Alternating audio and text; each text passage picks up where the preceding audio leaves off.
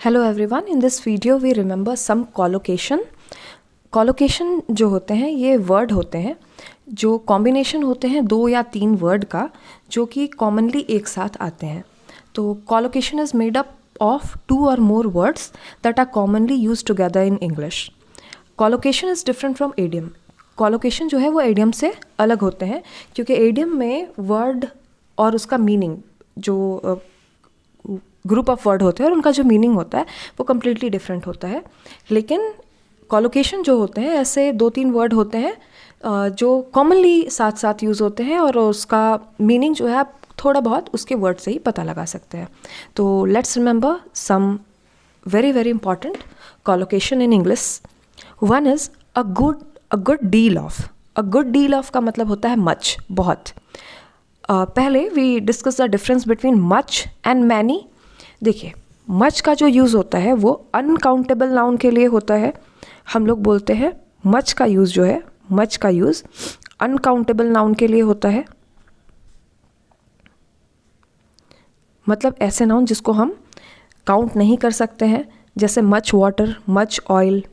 लेकिन मैनी का जो है यूज़ वो काउंटेबल नाउन के लिए होता है। मैनी का यूज़ जो है वो काउंटेबल नाउन के लिए होगा। तो पहले ये हम लोगों ने देख लिया, मच का यूज़ जो है वो अनकाउंटेबल नाउन के लिए और मैनी का यूज़ काउंटेबल नाउन के लिए। अब देखिए collocation, a good deal of. A good deal of का मतलब होता है मच। बोलते हैं ना, have a good deal of problems to handle. तो मेरे पास बहुत सारी प्रॉब्लम्स है हैंडल करने के लिए। Second number is a string of. String of मतलब मैनी, मतलब बहुत सारा। ये काउंटेबल नाउन के लिए यूज़ होगा। Third number is at the crack of the dawn. Dawn का मतलब होता है सूर्योदय और डस्क का मतलब होता है सूर्यास्त, DUSK। तो at the crack of the dawn का मतलब होता है अर्ली इन द मॉर्निंग, सुबह सुबह सुबह। तो third is at the crack of the dawn, early in the morning. Fourth number is at daggers drawn. Dagger का मतलब होता है खंजर। तो एट डैगर्स ड्रॉन, अगर आपने डैगर ड्रॉन करके रखा है तो उसका मतलब होता है एनिमी। बोलते हैं ना वो लोग दोनों दुश्मन हैं, तो हम कह सकते हैं they are at daggers drawn. Fifth number is at the outset. Outset, at the outset का मतलब होता है at the beginning of something. जैसे बोलते हैं at the beginning of something, तो उसकी जगह आप बोल सकते हैं at the outset of something. Six number is in the hustings. देखिए, इन द हस्टिंग्स का मतलब होता है in the meeting, in the conference. तो देखिए, हस्टिंग्स यूजुअली आपने सुना नहीं होगा, तो अगर कोई बोल दे कि ही इज़ एट द हस्टिंग्स तो आप कंफ्यूज हो सकते हैं। तो एट द हस्टिंग्स का मतलब होता है इन द मीटिंग और इन the conference. Seventh number is at large. At large मतलब इन जनरल। बोलते हैं ना हम लोग इन जनरल, हम बहुत बार यूज़ करते हैं कि in general we say this, तो at large we say this. Eight number is at loggers head. At loggers head का मतलब भी एनिमी होता है। ऊपर हमने एनिमी के लिए एक और पढ़ा है एट डैगर्स ड्रॉन, यहाँ पे हमने पढ़ा at loggers head. Ninth number is at one's wits end. यहाँ पे देखिए, विट का मतलब होता है बुद्धि और विट का एंड मतलब बुद्धि का अंत। तो एट वंस विट्स एंड मतलब ऐसी जगह पर जहाँ पर आप इतने स्टंट हैं, इतने भौचक्के हैं कि आप कुछ डिसाइड नहीं कर पा रहे हैं। तो एट वंस विड्स एंड का मतलब होता है सो स्टंट, इतने stunned that unable to decide, कि आप डिसाइड नहीं कर पा रहे हैं। Tenth number is at stake, मतलब एट रिस्क, रिस्क पर होना, जहाँ पर आप जीत भी सकते हैं और हार भी सकते हैं। तो बोलते हैं ना my everything is at risk, तो आप बोल सकते हैं my everything is at stake. 11th number is at cross purposes. At cross purposes का मतलब होता है ऑपोजिट पर्पसेस।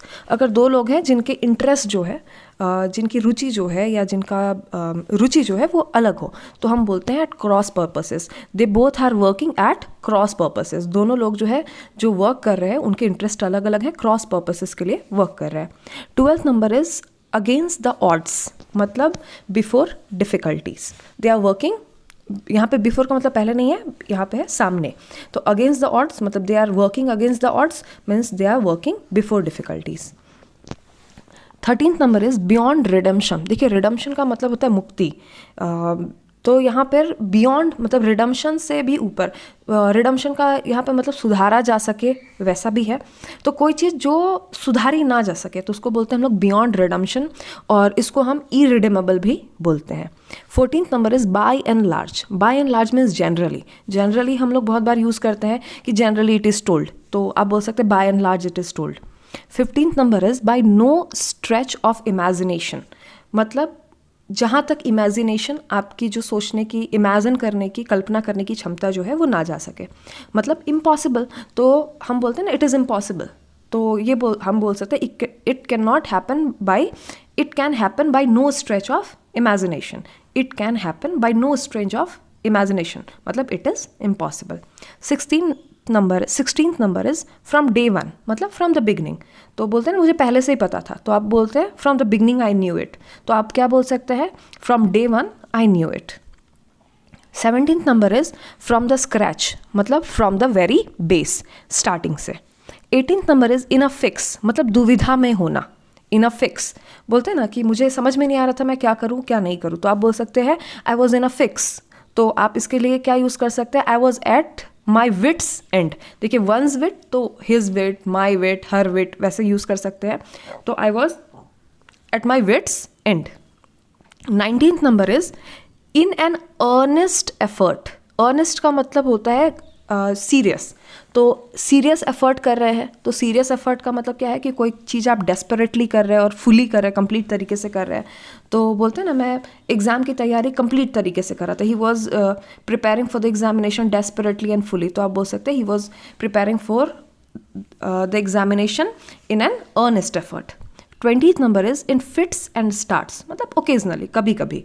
तो आप बोलते हैं मैं कभी कभी चाय पीता हूँ, I drink tea, sorry not drink, गलती से स्पेल हो गया, ट्री इज़ ऑलवेज टेकन। जो चीज़ हम गट गट करके पीते हैं उसके लिए हम ड्रिंक का यूज़ करते हैं, और जो चीज़ हम सिप में पीते हैं उसके लिए आप टेक का यूज़ करते हैं। तो आप जैसे बोलते हैं आई टेक टी ओकेजनली, तो आप यहाँ पे बोल सकते हैं I take it in fits and starts. 21st number is in due course, मतलब इवेंचुअली, आखिरकार। 22nd number is in the offing. In the offing मतलब होता है नॉट वेरी फार, और ये नॉट वेरी फार डिस्टेंस के लिए यूज़ नहीं होता है, ये समय के लिए यूज़ होता है। तो इन the ऑफिंग means not very far, बहुत दूर नहीं, नज़दीक में ही, समय में बिल्कुल नज़दीक में ही। 23rd number is in entirely. Entirely means completely. 24th number is in the wee hours. देखिए इन द वी आवर्स का मतलब हो गया सुबह का hour, early in the morning, before sunrise. तो आप बोलते हैं कि मैं सुबह सुबह ये काम करता हूँ, या मैं सुबह सुबह एक्सरसाइज करता हूँ, तो आप बोल सकते हैं कि आप यूजुअली हम बोलते हैं कि I do exercise early in the morning, तो आप ये बोल सकते हैं I do exercise in the wee hours. Next 25th number is in right earnest, means promptly, तुरंत। 26th number is in the fray. In the fray means in the contest, मतलब प्रति स्पर्धा में, in the fray. In no time means quickly, हम बोलते हैं ना ये काम मैं तुरंत कर सकता हूँ, तो आप बोल सकते हैं I can do it quickly, या आप बोल सकते हैं I can do it in no time. Now let's come to 28th number, in appreciable manner. देखिए अप्रिशिएट करना मतलब प्रशंसा करना होता है, लेकिन जब हम बोलते हैं इन अप्रिशिएबल मैनर तो इसका मतलब होता है बहुत बहुत बड़ी मात्रा में, very large in number. 29th number is in mint condition, मतलब फ्रेश। मिंट हम यूज़ करते हैं पुदीना, तो इन मिंट कंडीशन मतलब in fresh condition. 30th number is in pristine condition. Pristine means pure, या तो कोई चीज़ जो बहुत पुरानी होती है तो हम उसको कहते हैं प्रिस्टाइन, या प्योर को हम कहते हैं प्रिस्टाइन। तो इन प्रिस्टाइन कंडीशन मतलब in a new and original condition, कोई चीज़ न्यू और ओरिजिनल कंडीशन में हो तो हम कहते हैं उसको in pristine condition. 31st number is in hot pursuit. Hot pursuit का मतलब होता है कि आप किसी चीज़ के पीछे भाग रहे हैं और बहुत डेस्परेटली, बहुत पैशनेटली उसके पीछे काम कर रहे हैं, तो उसको आप कहते हैं इन हॉट परस्यूट। तो इसके लिए इसका अनदर हो सकता है ट्राइंग टू कैच डेस्परेटली, या ट्राइंग टू कवर और trying to reach somewhere desperately. In unison, unison का मतलब होता है एक साथ, तो similarity, in agreement. 33rd number is in isolation. Isolation मतलब होता है अकेला, सेपरेट, तो इन आइसोलेशन मतलब डिफरेंटली, सेपरेटली। अब देखिए इन बम्पी राइड। बम्पी का मतलब कहता है रोड में गड्ढा होता है ना, तो जब हम उछलते हैं उसके कारण जंप करते हैं तो उसको हम कहते हैं बम्पी। तो इन बम्पी राइड का मतलब होता है इन डिफ़िकल्ट टाइम। वो बोलते हैं his life is going in, I am going through a difficult time, तो आप बोल सकते हैं my life is going in bumpy ride. 35th number is in strictest confidence, मतलब वेरी सीक्रेटली। बोलते हैं ना ये काम सीक्रेट में किया जा रहा है, तो आप क्या बोल सकते हैं कि दिस वर्क या this information is in strictest confidence, या आप बोल रहे हैं this information is very secret, तो आप क्या बोल सकते हैं, this information is in strictest confidence. 36 number is in dire straits. In dire straits का मतलब होता है इन वेरी डिफ़िकल्ट कंडीशन, बहुत डिफ़िकल्ट कंडीशन में होते हैं, तो उसके लिए आप बोलते हैं in dire straits. 37 number is in a state of flux. Flux का मतलब होता है जब आप स्टेबल नहीं होते, अनस्टेबल होते हैं मेंटली, और कभी भी अनस्टेबल होते हैं, तो आप बोलते हैं इन द स्टेट। वो कौन सी स्थिति है, फ्लक्स की स्थिति है। In a state of flux का मतलब क्या हो गया, unstable. 38 number is in deadly earnest. आप कोई चीज़ बहुत अर्नेस्टली कर रहे हैं, तो क्या कर रहे हैं, डेस्परेटली कर रहे हैं। 39th number is in common parlance. इसका मतलब in the word of a common man, बोलते हैं ना बोलचाल की या आम आदमी की भाषा में, तो आप क्या बोलेंगे, in common parlance. 40th number is of immense importance, utmost importance, या एट ऑफ पैरामाउंट इंपॉर्टेंस। तो इन सब का ही मतलब हो गया वेरी इंपॉर्टेंट। तो आप ये बोल सकते हैं this is a very important topic, this topic is of immense importance, this topic is at this topic is most important, this topic is of paramount importance। तो ये सारा आप वेरी इंपॉर्टेंस के लिए यूज़ कर सकते हैं। 41st number is on no consequence, मतलब अनइम्पॉर्टेंट, जिसका कोई कॉन्सिक्वेंस, जिसका कोई परिणाम ना हो, तो इसको हम बोलते हैं unimportant. 42nd number is of the first magnitude. Of the first magnitude का मतलब होता है कोई चीज़ जो बहुत हाई क्वालिटी की हो, तो of very high quality, very intense, तो इसके लिए हम यूज़ करते हैं of the first magnitude. 43rd number is of your. Of your का मतलब होता है ऑफ एंशिएंट टाइम। एंशिएंट मतलब प्राचीन, कोई चीज़ प्राचीन समय की हो तो हम कहते हैं कि of yore. 44th number is on a low key, मतलब डिप्रेस्ड, अनइंथ्यूजियास्टिक। आप डिप्रेस्ड हैं और इंथ्यूजियाज्म में नहीं है, उत्साह में नहीं है, तो आप बोलते हैं ऑन अ लो की। जैसे बोलते हैं today I am on a low key, या he is working on a low key, मतलब डिप्रेस्ड है। 45th number is on a mass scale, मतलब बड़ी मात्रा में, तो इन लार्ज नंबर और लार्ज अमाउंट, तो हम बोलते हैं on mass scale. 46 number is on an ebb, मतलब लेसनिंग, जब कुछ कम हो रहा हो। 47th number is on the move, मतलब एडवांसिंग टूवर्ड, मतलब किसी चीज़ की तरफ आप जा रहे हैं। ऑन दिस प्रिटेक्स्ट, प्रिटेक्स्ट का मतलब भी होता है बहाना, और एक्सक्यूज़ का मतलब भी होता है बहाना। प्रिटेक्स्ट और एक्सक्यूज़ दोनों का ही मतलब होता है बहाना। देखिए, प्रिटेक्स्ट मतलब भी बहाना और एक्सक्यूज़ मतलब भी बहाना। ऐसे जब हम बोलते हैं कि एक्सक्यूज़ मी, माफ़ कीजिएगा, कभी बोलते समय, तो वहाँ पे हम सामने वाले को टोकने के लिए बोलते हैं कि एक्सक्यूज़ मी, मतलब क्षमा कीजिएगा। हम हिंदी में बोलते हैं ना, क्षमा कीजिएगा, मेरी बात जरा आप सुनते, तो इसकी तरह हम बोलते हैं excuse me, please listen to me. ऐसे प्रिटेक्स्ट और एक्सक्यूज़ दोनों का मतलब ही होता है बहाना।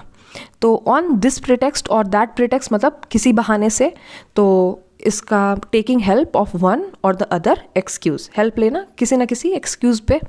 49th number is on this that count, मतलब इन व्यू ऑफ वन और another consideration. 50th number is since time immemorial, मतलब प्राचीन समय से। इमेमोरियल मतलब जहाँ आपकी मेमोरी भी ना जाती हो, वैसा समय जहाँ पे आपकी मेमोरी भी नहीं पहुँच पा रही हो, तो इमेमोरियल हो गया। तो इमेमोरियल कौन सा समय है, एंशिएंट टाइम, प्राचीन समय। तो इन सिंस टाइम इमेमोरियल मतलब from the very ancient time. जैसे आप बोलते हैं our Indian civilisation has been thriving, हमारा इंडियन सिविलाइजेशन जो है वो थ्राइव कर रहा है, फल फूल रहा है, सिंस टाइम इमेमोरियल। तो आप क्या मतलब इमेमोरियल समय से, जो आपके स्मृति में भी नहीं है उस समय से, तो आप क्या बोल सकते हैं, our Indian civilisation has been thriving from the very ancient time. तो उसके लिए आप यूज़ कर सकते हैं since time immemorial. 51st number is through thick and thin, मतलब बुरे और अच्छे दोनों समय में, तो both in good and bad days. 52nd number is to one's expectation, मतलब अकॉर्डिंग टू वंस एक्सपेक्टेशन।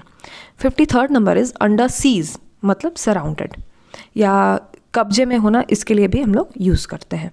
जब्त होना के लिए स्पेशली यूज़ करते हैं अंडर सीज, सराउंडेड, जब्त होना। 54th number is under obligation. अब ऑब्लिगेशन का मतलब होता है एहसान करना, तो बोलते हैं ना एहसान होना ऑब्लाइज्ड होना, तो ऑब्लाइज्ड के लिए हम यूज़ कर सकते हैं under obligation. In this video we have discussed some 54 words of collocation, 54 collocations. In the another video, this is the part 1 of the collocation. We will do some 150 and 200 collocation that are usually used in English. हम लोग 150 से 200 कुछ collocation पढ़ेंगे जो कि English में frequently use होते हैं. I hope you like the video and try to remember it and cram it. Thank you very much.